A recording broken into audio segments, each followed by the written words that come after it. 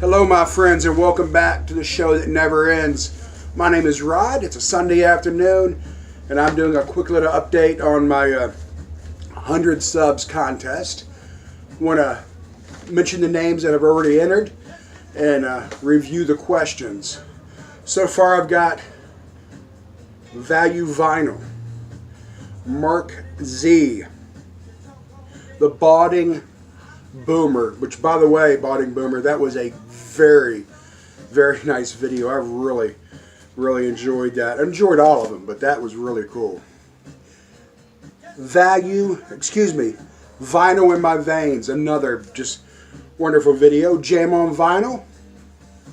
For the Record, Vinyl 79, and Robert Weaver. A couple of those guys actually didn't make videos, but they did comment on the post, and I'm going to include that. I'm going to count that as an entry because I appreciate the support.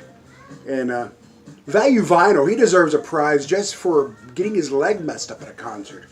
I mean, that's an awesome story. I'm sorry it happened to you, though.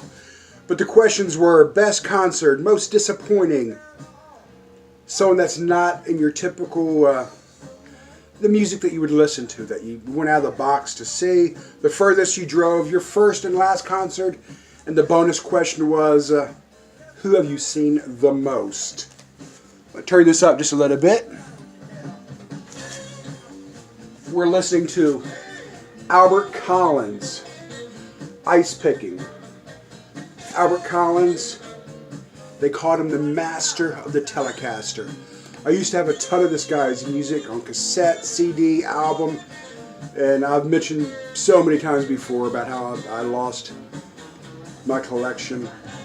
But I got this the other day. I'm real happy I picked it up again. Albert Collins was the nephew of Lightning Hopkins. Albert Collins from Texas. He played in the early 50s on a couple different blues albums and as a background musician for people. Not just guitar, but I think he played piano for some people. Then he started a family and he got a job as a truck driver and a house painter. And it wasn't until he was 39 years old his wife encouraged him, go back into the business. And we're very lucky that he did. He got signed with Alligator Records. He put out a series of albums with them. Ice Picking is one of them. He did like 4 or 5 with Alligator Records. Cold Snap was one of them. Live in Japan. The guy was phenomenal. And Stevie Ray Vaughan and Jimmy Vaughan both said he was such an influence on him. Me and my friend Mark, we went to see Albert Collins, 85 maybe. And at the time I was not familiar with him. I went to see John Lee Hooker and the Fabulous Thunderbirds. Albert Collins was the first act. And he smoked. I mean, this guy put on such a show. His very unique guitar playing.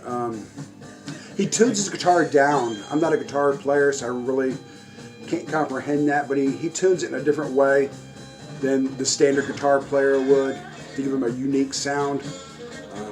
He just put on a show that was incredible. Songs like Master Charge and I Ain't Drunk, I'm Just Drinking. Phenomenal guy. This album includes songs like Honey Hush, When the Warfare Turns It Back on You, Master Charge that I mentioned. But he put on a wonderful show. He was better than John Lee Hooker in my opinion, and I have mad respect for John Lee Hooker. Is one of the reasons I went. And I hope this doesn't offend anybody, or I don't want to start a bunch of comments going back and forth, but he was so much better than the Fabulous Thunderbirds. I mean, he smoked them. I'm telling you, this guy is incredible. You get a chance to check out his music, Albert Collins, the master of the Telecaster. Incredible album. I've been really enjoying this the last couple days. Anyway, a little bit more about the contest. I found out a couple more albums I'm including. I don't want to mention them all, but I found a Stephen Stills in my collection that I really don't care for. If you like Stephen Stills, you probably like this album. So I'm going to include this one in the prize package. So I hope everyone is enjoying this video. Give it a thumbs up if you do. If you don't, hey, I'm sorry. I just wanted to do a quick update on my subs contest and just check in and tell everyone hello. And one more thing I mentioned in my last video, Leon Bridges. Well, I accidentally ordered 2 copies of this record, man. So this is a brand new sealed copy, and I paid for it. It wouldn't be right for me to send it back because I'm the one that accidentally ordered 2. So it's not Amazon's fault that I got it. So I may take this into the booth and sell it. I may trade it to somebody. So if anyone's into Leon Bridges and you want to do a swap or whatever, I ended up with an extra copy. That's my own fault. But again, guys, have a great Sunday. Enjoy your week ahead of you. Peace.